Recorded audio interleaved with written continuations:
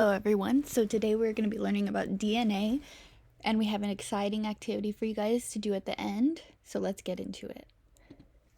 So here are some of your vocabulary words. First we have messenger RNA, which is a large family of RNA molecules that convey genetic information from DNA to the ribosome, where they specify the amino acid sequence of the protein products of gene expression. Next we have uracil, which is a compound found in living tissue as a constituent base of RNA. In DNA, its place is taken by thymine. Then we have base pair rule, which is unit consisting of two nucleobases bound to each other by hydrogen bonds, either adenine, thymine, or guanine. Cysteine is natural in DNA. We have nitrogenous bases. A set of 5 nitrogenous bases is used in the construction of nucleotides, which in turn built up nucleic acids like DNA and RNA. Then we have sugar phosphate backbone, forms the structural framework of nucleic acids, including DNA and RNA. And finally, we have overlapping, the placement of objects over one another in order to create the illusion of depth. Now, what is a gene? Genes determine the physical traits such as eye color. A gene is a segment of DNA. Each gene contains information about a certain trait. Now, what are chromosomes? Each chromosome is made up of protein and a single molecule of DNA. DNA stands for deoxyribonucleic acid. DNA is made up of codes for genetic information. This information comes from your parents.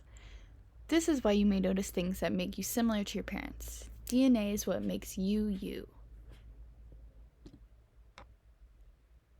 Now, what comes from DNA? What color are your eyes? They might be the same as one of your parents or very similar. This is a trait from your DNA. A trait is a characteristic that belongs to someone. Now, what kind of hair do you have?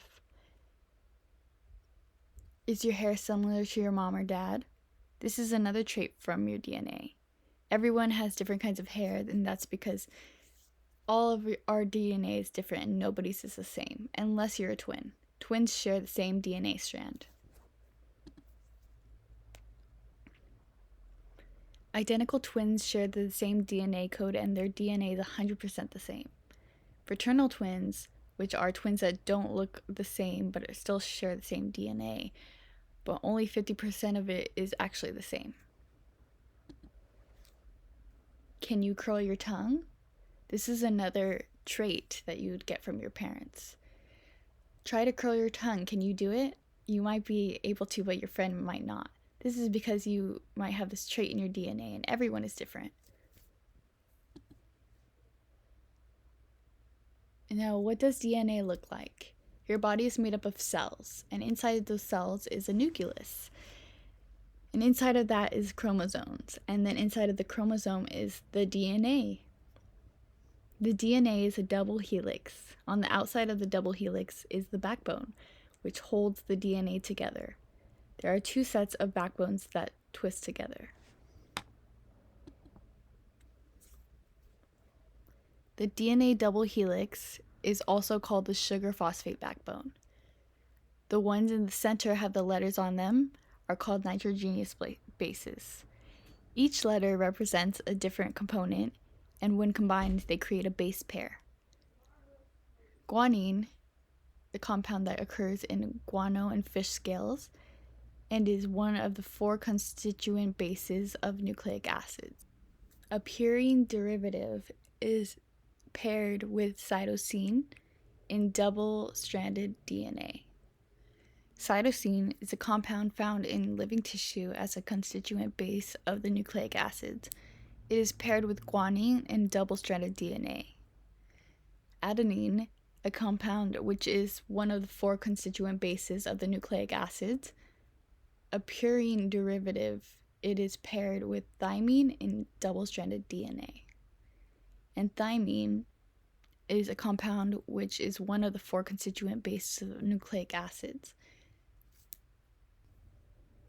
A pyrimidine derivative is paired with adenine in double-stranded DNA.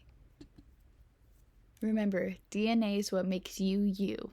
Everyone is going to look different, but that's what makes you special and unique. Have fun with the activity and remember, be artistic and creative.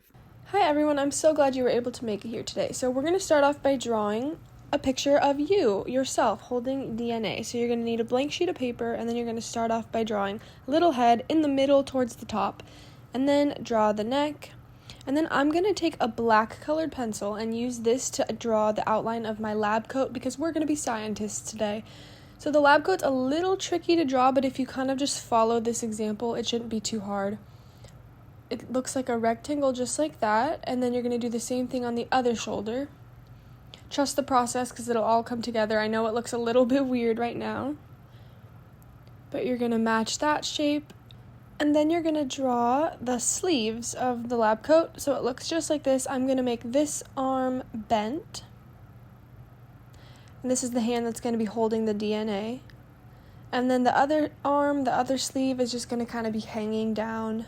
Super easy to draw, just like that. And then after you're done with that, you're going to pick any color that you want to make the shirt underneath. You can do a solid color or a fun pattern, whatever you want. I just chose red. So once you draw the collar and the bottom of the shirt, you can color it in or do whatever sort of pattern that you want. I love the color red, and it matches my nails in this video.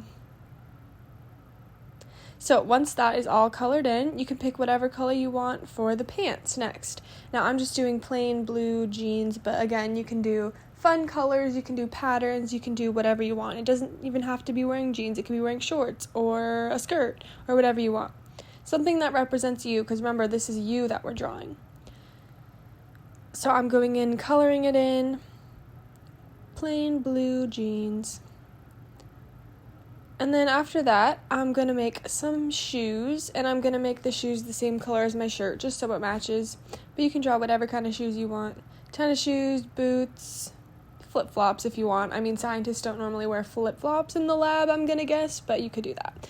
Okay, then you're going to take the same color that you used for your head and draw 2 little hands. This one's kind of tucked away behind the lab coat, and then this one's the one that's holding the DNA, so I kind of wanted to actually draw fingers on this one. So I drew a hand, an open hand, and then colored it in, just like that. Looks like he's waving at us. She's waving at us. Okay, so then I have brown hair, as you can kind of even tell in the video. And so I picked a brown colored pencil, drawing my hair,